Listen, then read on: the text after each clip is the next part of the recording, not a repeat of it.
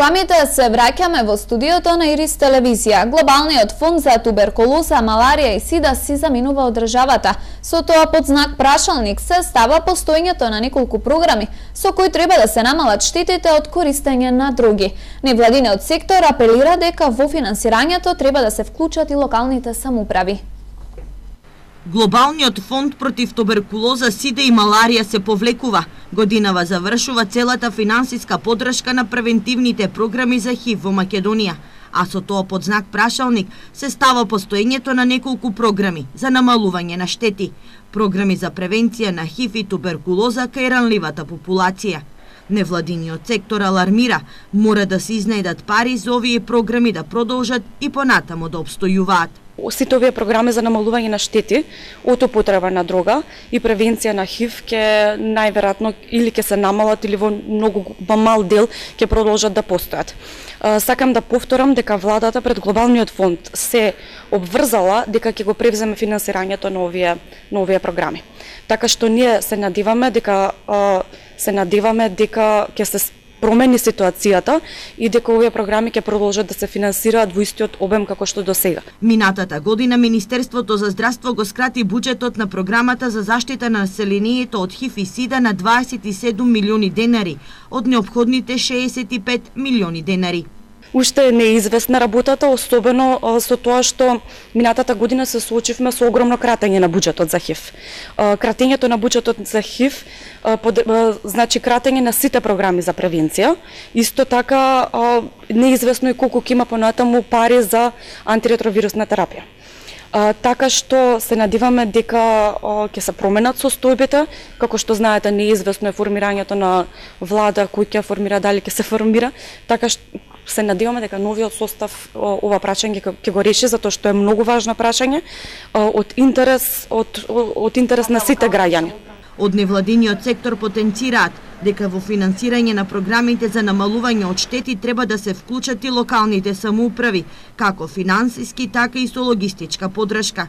Во Штип оваа програма ја имплементира невладината организација Младински клуб. Целота е преку делење на стерилни игли и шприцеви помеѓу зависниците да се намали ширењето на заразни болести. Во меѓувреме се зголемува бројот на заболени од ХИВ и сида. На државно ниво само минатата година се дијагностицирани 35 нови случаи. Во Штип од 1978 до денес има 15 заболени, од кои 7 се ХИВ позитивни, а 8 се болни од сида. Тројца од заболените се починати. 25 странски компании добиле директна помош од државата од 160 милиони евра, покажуваат анализите на економскиот аналитичар Бранимир Јовановиќ. Смета дека домашните компании се дискриминирани во поглед на субвенционирањето. Според него, лекот на македонското стопанство е во редефинирање на индустриската политика. Во земјава нема економска демократија. Субвенционирањето на странските компании во тир зоните е типична дискриминација за домашните компании, сметаат економските аналитичари, кои ги направија анализите и им ги презентираа на штипските текстилни работнички од невладината Текстил. Бранимир Јовановиќ од Институтот за општествени и хуманистички науки вели неговата студија покажува дека до 2015 година државата на 25 странски компании им дала директна помош од 160 милиони, а оствариле профит од 235 милиони евра. Овие 25 странски компании вработуваат вкупно 12.600 работници, што значи дека помошта парите што државата ги дава по едно работно место е 12.600 евра. Истовремено, овие 25 компании исплатиле вкупно 90 милиони евра за плати на работниците, што е скоро двојно помалку од парите кои што државата ги дала за овие работи, што значи дека ако државата директно им ги давала парите на луѓето што работат во овие странски фирми, тие би имале двојно повисоки приходи. Јовановиќ смета дека власта преку субвенциите за странските компании сака да ја купи поддршката од западните земји од кои доаѓаат, а второто објаснување за него е дека владата нема идеи како да ја води економската политика. Според неговата студија и на левичарското друштво Солидарност, во 5 странски компании кои вработуваат 11.000 работници, има индиции за кршење на работничките права. Во 4 од овие 5 компании присутен, работниците кажуваат дека има редовно мобинг, а во 4 од овие 5 компании работниците кажуваат дека се принудени да работат за време на викенд или за време на празници. Во 4 од овие 5 компании работниците кажуваат дека не се платени за дополнителната работа. Исто така во 2 од овие компании работниците кажуваат дека им се ограничува слободата на говор, например им се забранува да разговарат помеѓу себе или со луѓе што се надвор од фирмата. Што мислите, другите компании има ли синдикат? Нема. Колку што јас што знам, нема. Има и во некои со тие за нашата студија жени и синдикати не користеше репрезентативен примерок и не се фокусираше само на странските инвестиции, се фокусираше на синдикатите на државно ниво. Меѓутоа слушавме примери дури каде што мајка на 5 деца била отпуштена само за интересирање за можноста за формирање на синдикати. Јовановиќ забележува дека истражувањата покажуваат оти македонските работници кои работат во странските компании имаат просечна плата од 260 евра, што е за 100 евра помалку од просечната плата. Смета дека решението за македонското стопанство е во редефинирање на индустријската политика.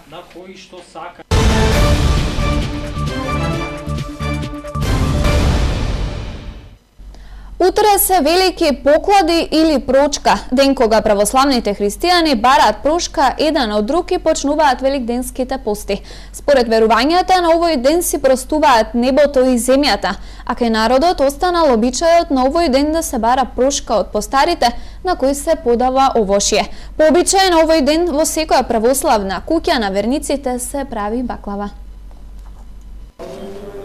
Утре православните христијани ќе побараат прошка еден од друг, ќе разменат портокали како што налага традицијата, се во знакот на одбележувањето на празникот Велики поклади кај народот познат како прочка, со кој почнуваат и големите великденски пости.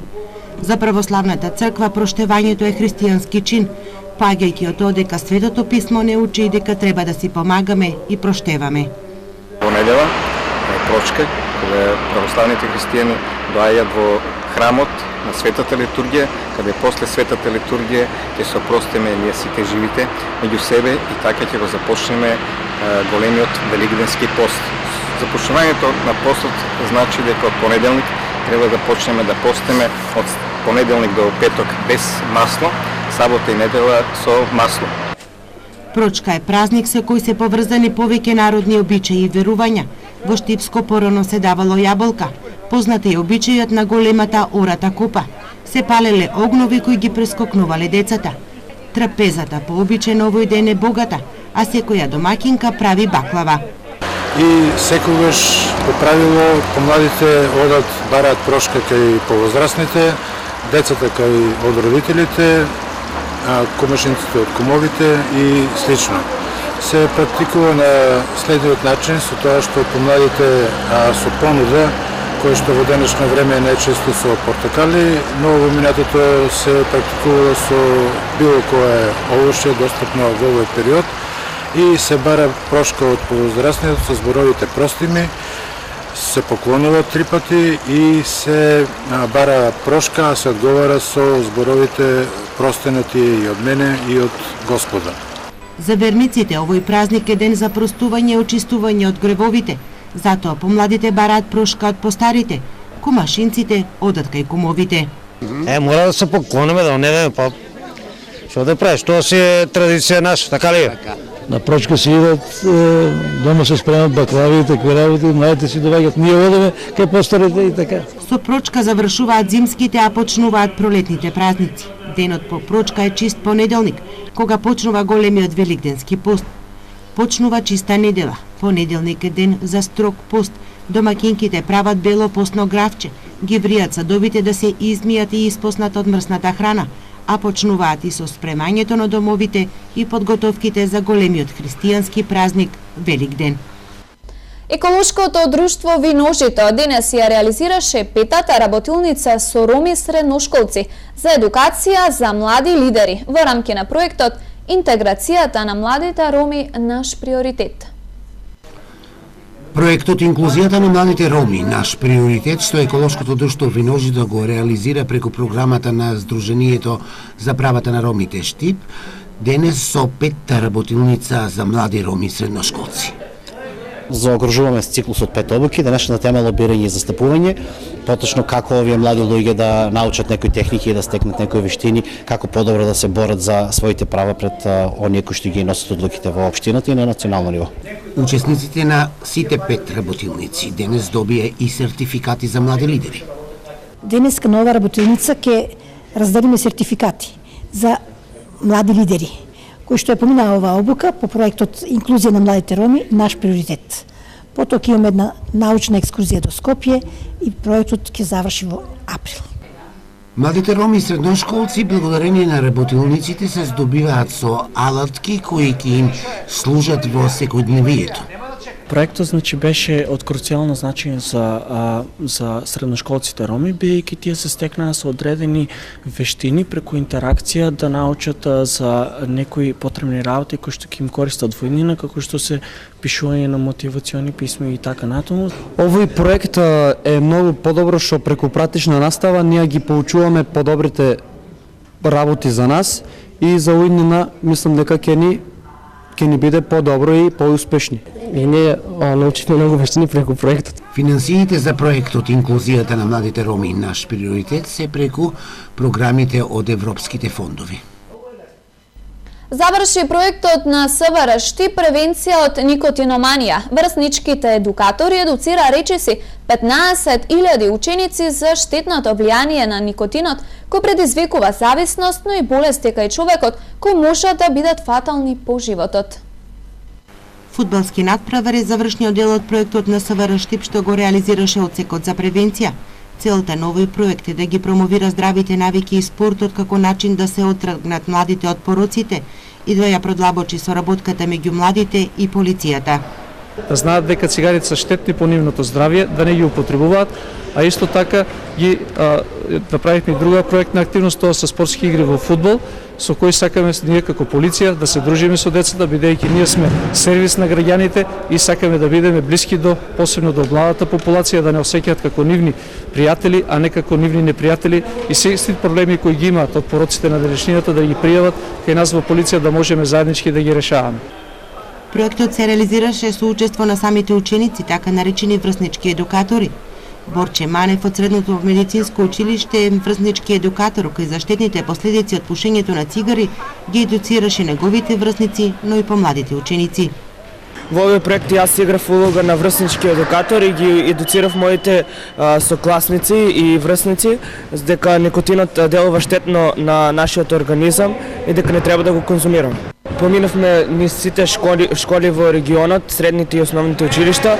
Имавме проект кој требаше да го презентираме. Во проектот содржаше повеќе слайдови. Реализацијата на проектот доаѓа како неминовност по истражувањата на терен и анкетирањето на учениците во училиштата, кои покажале дека возрастната граница се спушта надолу. Првата цигара повеќето од нив ја запалиле во 7 одделение, а има и такви кои тоа го направиле порано. Старосната граница на децата кои започнале да употребуваат цигари се намалува, зашто имаме веќе деца од 7 одделение кои се активни пушачи. Оние семејства кај што имаме дисфункционално семејство, тука веќе имаме ученици кои во 5 и 6 одделение се имаат изјаснето дека консумираат цигари. Проектот Превенција од никотиноманија речиси една година се реализираше во сите основни и средни училишта на истокот во општините во надлежност на СВР Штип. Дел од проектот беа околу 15.000 ученици кои беа опфатени во проектните активности на самиот проект. Според податоците од Светска здравствена организација, дури 41 од 100 од тинејџерите до својата 16 година консумирале барем една цигара, а секој 10 зависник од никотин на 30 години починал од болест предизвикана од пушење.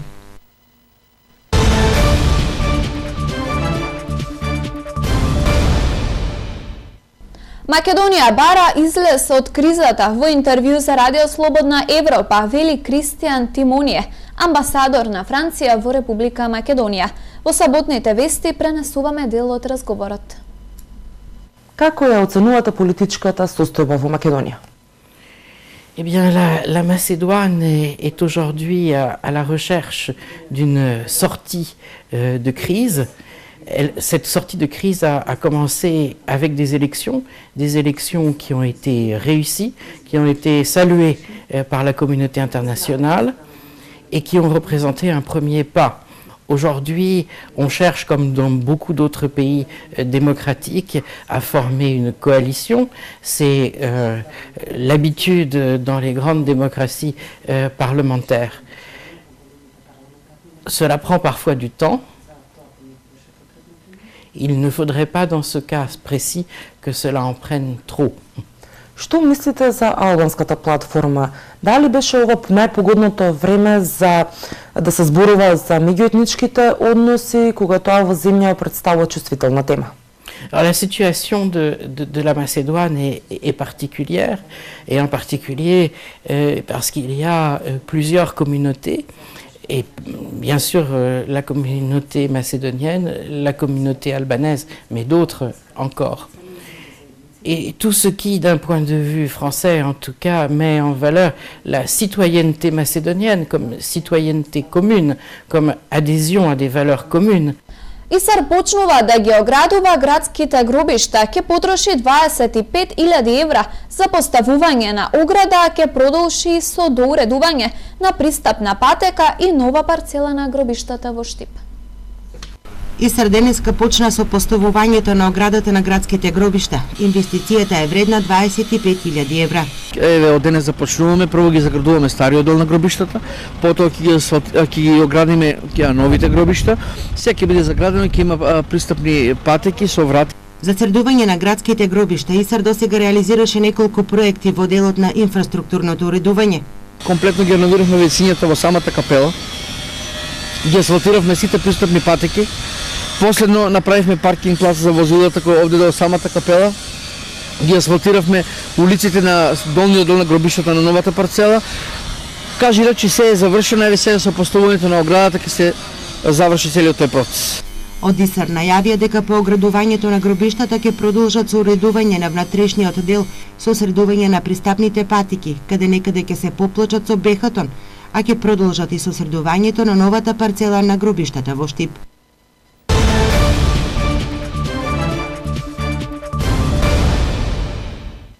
Фудбалските прволигаши во недела ќе ги одиграат надпреварите од редовното 20-то коло. Екипата на Брегалница денес на стадионот Билјанин Извори во Охрид се среќава со екипата на Пелистер од Битола. Поради реконструкција на стадионот во Битола, надпреварот Пелистер Брегалница ќе се одигра денес на стадионот Билјанин Извори во Охрид. Веќе е извршена издрепката на судиите за надпреварите во ова второ пролетно коло. Главен судија на средбата Пелистер Брегалница ќе биде Димитар Мечкаровски, прв помошник ќе биде Дејан Неделковски, втор помошник Гоце Петрески, а четврти судија ќе биде Влахо Константин сито од Скопје.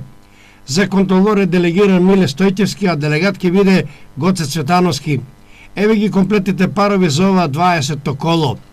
Пелистер Брегалница, Ренова Македонија Ѓорче Петров, Силекс Победа, Вардар Шкендија и Шкупи Работички. Преостанатите 4 надпревари ќе се одиграат во недела 26 февруари со почеток во 14 часот. Тоа беше се што ви подготвивме во вестите на Ирис телевизија. За повеќе посетете на iris.mk или социјалните мрежи. Пријатно!